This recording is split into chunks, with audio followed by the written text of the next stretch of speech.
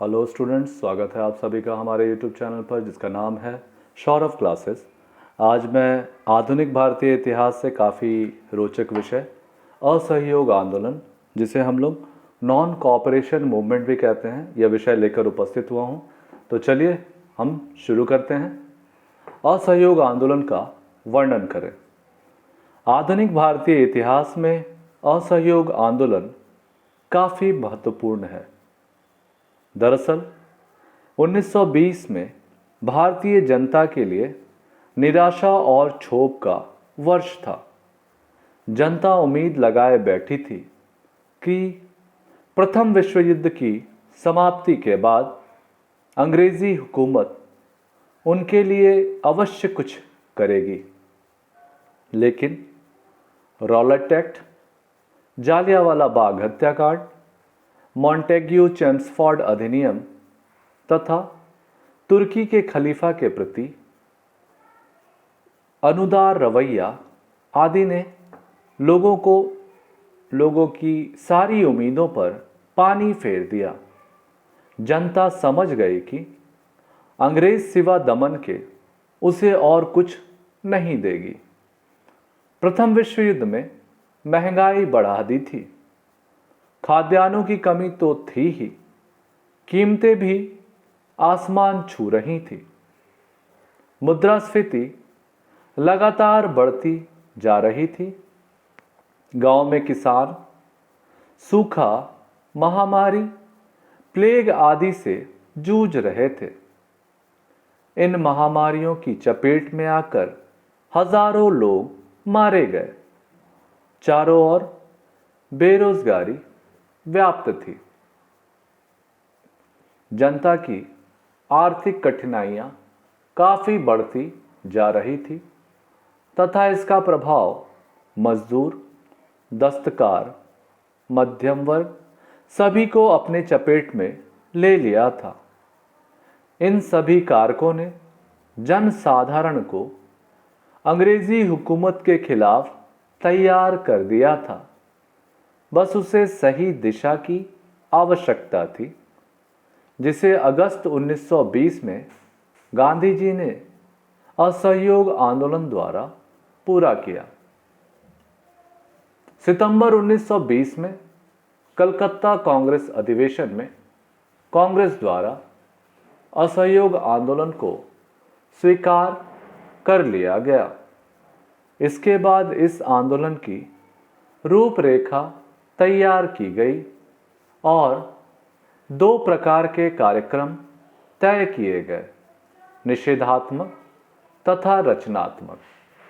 निषेधात्मक कार्यक्रमों में उपाधियों और प्रशस्तियों को लौटाना, सरकारी स्कूल एवं कॉलेजों, अदालतों, विदेशी सामानों आदि का बहिष्कार का निर्णय लिया गया। रचनात्मक कार्यक्रमों में राष्ट्रीय विद्यालयों, पंचायतों, अस्पृश्यता का अंत, खादी को प्रोत्साहन तथा हिंदू मुस्लिम एकता आदि लक्ष्य तय किए गए। इसके बाद इस आंदोलन को क्रांतिकारियों का भी समर्थन प्राप्त हुआ। नए कार्यक्रमों पर अमल करने के लिए अंग्रेजों ने संगठनात्मक ढांचे में भी कई परिवर्तन किए तथा इसके उद्देश्य भी बदल गए। पहले इसके उद्देश्य थे संवैधानिक और वैधानिक तरीकों से स्वशासन की प्राप्ति थी, परंतु अब इसका उद्देश्य अहिंसक तथा उचित तरीके से स्वराज की प्राप्ति हो गया। इसके बाद कांग्रेस ने असहयोग आंदोलन को नई ऊर्जा भरी। गांधी जी ने पूरे देश का दौरा किया और सैकड़ों सभाएं की तथा कार्यकर्ताओं को प्रोत्साहित किया। इस कारण आंदोलन ने तेजी से व्यापक रूप धारण कर लिया। वकीलों ने बड़े पैमाने पर अदालतों का बहिष्कार किया। कांग्रेसी कार्यकर्ता घर घर जाकर विदेशी कपड़ों को इकट्ठा करने लगे और सामूहिक रूप से इसकी होली जलाई गई। विदेशी कपड़े एवं शराब की दुकानों पर धरने दिए गए जाते थे। धीरे धीरे यह आंदोलन संपूर्ण भारतवर्ष में फैल गया। धीरे धीरे असहयोग आंदोलन में व्यापक स्वरूप को देखकर ब्रिटिश सरकार घबरा गई। इसके लिए अंग्रेजों ने सभी स्वयंसेवी संगठनों को गैर कानूनी घोषित कर दिया और दमन चक्र प्रारंभ किया। जैसे जैसे दमन चक्र कठोर हो रहा था, वैसे वैसे आंदोलन भी उग्र होने लगा। इसी बीच 5 फरवरी 1922 को उत्तर प्रदेश के कांग्रेस का जुलूस निकला था। पुलिस के साथ जुलूस के मतभेद हुए। इस कारण जुलूस में शामिल जत्थे ने पुलिस पर हमला कर दिया।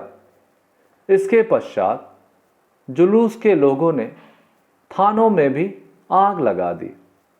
इस घटनाक्रम में 22 पुलिसकर्मी मारे गए। इस घटना की जानकारी मिलते ही गांधी जी ने आंदोलन के हिंसक स्वरूप के कारण इसे वापस लेने की घोषणा कर दी। यह आंदोलन तो अवश्य समाप्त हो गया, परंतु इसने अनेक उपलब्धियां अर्जित की। आंदोलन ने लोगों को एकजुट किया। इसमें किसान, मजदूर, दस्तकार, व्यापारी, व्यवसायी, कर्मचारी, पुरुष, महिलाएं, बच्चे, बूढ़े सभी शामिल हुए। इस आंदोलन का क्षेत्र लगभग संपूर्ण भारतवर्ष में फैल गया। इस आंदोलन ने राष्ट्रीयता की उग्रता का भाव अंग्रेजों को दिखा दिया, जिससे उन्हें अब स्पष्ट हो गया कि भारतीयों की आज़ादी की भूख को ज़्यादा दिनों तक दबाया नहीं जा सकता। यह आंदोलन का शुरुआती दौर था, इसलिए इसमें कुछ खामियां थीं, लेकिन इसकी सफलता अद्वितीय एवं सराहनीय थी। इस प्रकार से हमारा यह विषय यहीं समाप्त होता है। उम्मीद करता हूं आपको यह सहज से बोध हो गया होगा। आज के लिए बस इतना ही। धन्यवाद।